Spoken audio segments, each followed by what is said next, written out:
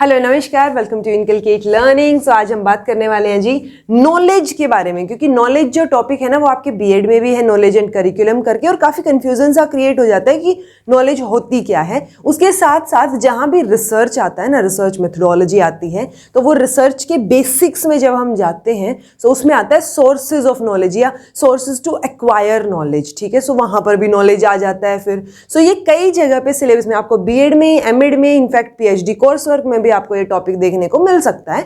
सो इसकी थोड़ी डिटेल में डिस्कशन करेंगे जो कि जरूरी है फिलहाल के लिए। जैसे आपको मेजरली मिलेगा सिलेबस में meaning, nature and sources of knowledge, ये लिख के दे देंगे। ठीक है, अब मीनिंग कई बार सिर्फ मीनिंग करके भी 5 नंबर में क्वेश्चन या 2 नंबर में क्वेश्चन आ जाता है। ओके, सो हम डिस्कशन करेंगे अच्छे से। आज मैं आपको सिर्फ मीनिंग के बारे में समझाऊंगी कि नॉलेज का मतलब क्या है। अगर मीनिंग पूछा जाए तो उसमें आप क्या क्या चीजें लिख सकते हैं बकायदा। ओके, सो अगर हम हिस्टोरिकल ओरिजिन से शुरू करें, आपने एक वर्ड सुना होगा ना, एपिस्टेमोलॉजी।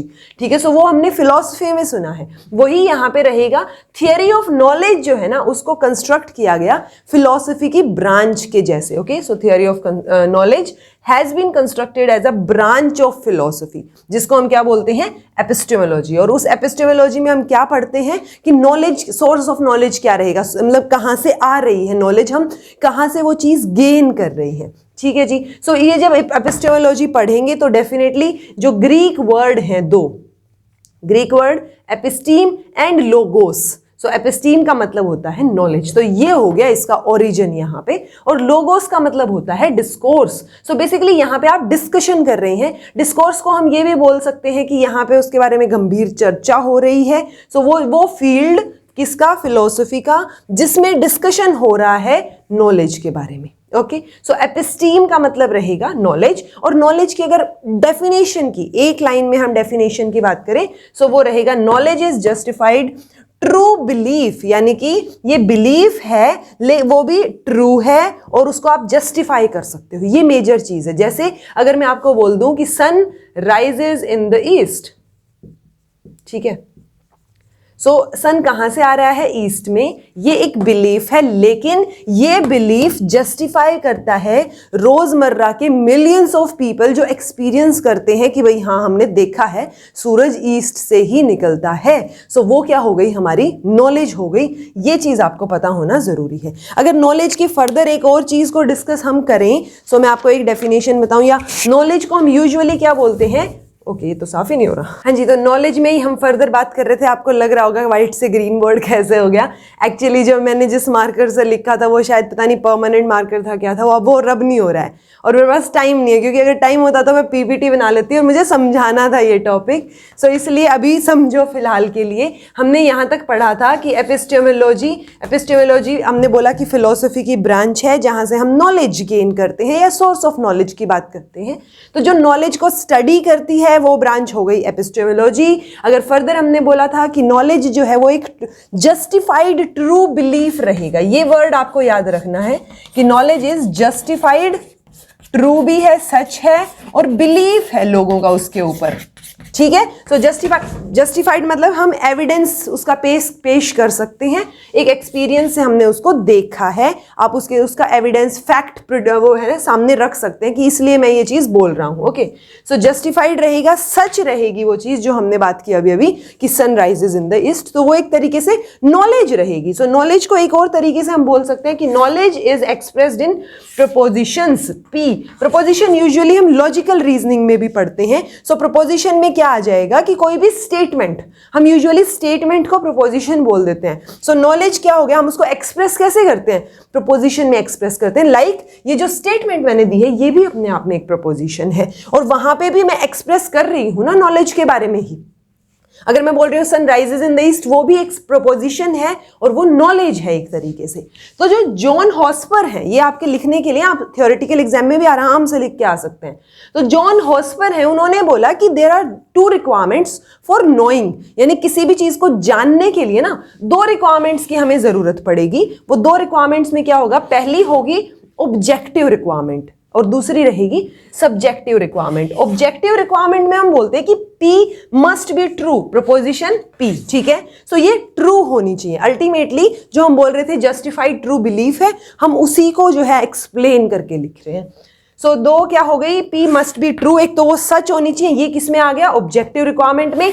सब्जेक्टिव रिक्वायरमेंट में चला जाएगा, वन मस्ट बिलीव P, यानी कि जो सच है ना उसके ऊपर विश्वास होना भी तो जरूरी है, कि अगर मैं बोल रही हूं कि sunrise is in the east तो वो सच है और लोगों का उस पर विश्वास है क्योंकि उन्होंने रोजमर्रा की जिंदगी में वो चीज देखी है, वो राइज होते हुए, सेट होते हुए वो चीजें देखी हैं। सो वो बिलीव होना जरूरी है, यानी कि ओवरऑल तीन चीजें हो गई जो आप फर्दर लिखेंगे, कि एक चीज तो ये कि वो सच हो, जो भी प्रोपोजिशन है वो, दूसरी चीज ये कि वो जो है आप उसमें बिलीव कर सकें। ये दो चीजें तो बोली जॉन हॉस्पर ने, लेकिन तीसरी चीज फर्दर इसके बाद आप रिक्वायरमेंट में लिख सकते हैं, इसके बाद फर्दर तीन चीजें आप लिख सकते हैं। तीसरी में आ जाएगा कि आप उसको जो है एविडेंस के द्वारा जस्टिफाई कर सकें।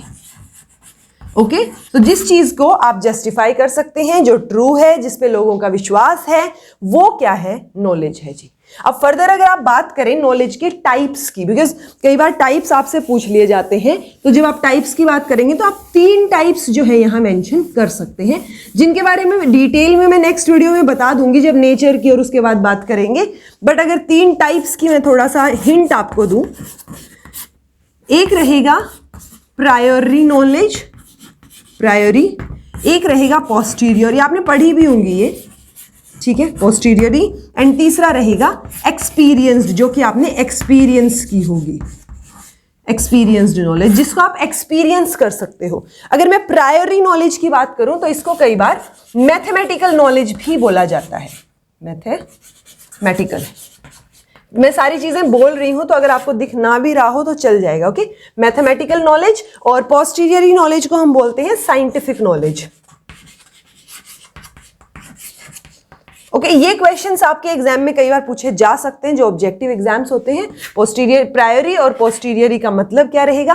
प्रायोरी मतलब आप ऑलरेडी उस चीज को जानते हैं, जहां पे ट्रूथ या फॉल्स जो है वो कौन डिसाइड करेगा, बिफोर विदाउट एनी रिसोर्स। यानी मुझे नहीं पता, मैं अभी अभी पैदा हुई हूं और मैंने देखा कि मेरे को 2 + 2 = 4 सिखाया जा रहा है, ठीक है। सो वो ऑलरेडी एग्जिस्ट करता है, मुझे हर बार ये प्रूव करने की जरूरत नहीं पड़ेगी कि 2 + 2 4 क्यों होता है, राइट। तो वो इसीलिए इसको क्या बोलते हैं, हम मैथमेटिकल नॉलेज बोलते हैं। जो पोस्टीरियरी नॉलेज को बोलते हैं, सो इट्स लाइक ये वो नॉलेज है जिसको आप एक्सपीरियंस से क्या कर सकते हैं, प्रूव कर सकते हैं। लाइक मैं बोल रही थी ना कि सन जो है वो राइजेज इन द ईस्ट, तो वो चीज साइंटिफिक नॉलेज में जाएगी क्योंकि वो चीज मैं देख रही हूं, ठीक है, मैं बोल भी रही हूं उस चीज को, लेकिन मैं उस चीज को साथ के साथ प्रूव कर सकती हूं। तो जब आप किसी चीज को प्रूव कर सकते हैं तो वो आपका साइंटिफिक नॉलेज में चला जाएगा। बता ही दिया अब तो मैंने सारे। एक्सपीरियंस्ड नॉलेज की अगर आप बात करेंगे, सो ये जो है वो टेंटेटिव नॉलेज होती है, यानी ये कई बार ये सिर्फ एक्सपीरियंस पे, मतलब एक्सपीरियंस या ऑब्जर्वेशन के बियॉन्ड कुछ नहीं है। जैसे यहाँ पे क्या है, एक्सपीरियंस या ऑब्जर्वेशन के बियॉन्ड क्या है, आप उसको प्रूव कर सकते हैं, ठीक है। सो इट्स लाइक अगर कोई बोल रहा है कि भूत होते हैं, आत्माएं होती हैं, मैंने चुड़ैल देखी है, ठीक है, सो वो एक्सपीरियंस हो सकता है उसका, हो सकता है उसने देखी हो, लेकिन वो प्रूव नहीं कर सकता उस चीज को, राइट। सो यहाँ पे एक लिमिटेशन आ जाएगी कि यहाँ जरूरी नहीं है कि उस चीज को प्रूव आप कर पाओ, बट वो एक्सपीरियंस की है आपने, सब्जेक्टिव हो गई, पर्सन टू पर्सन वेरी कर जाएगी, सो वो आपकी हो जाएगी experienced knowledge. So I hope आपको मीनिंग और टाइप्स ऑफ नॉलेज जो है वो समझ आए होंगे।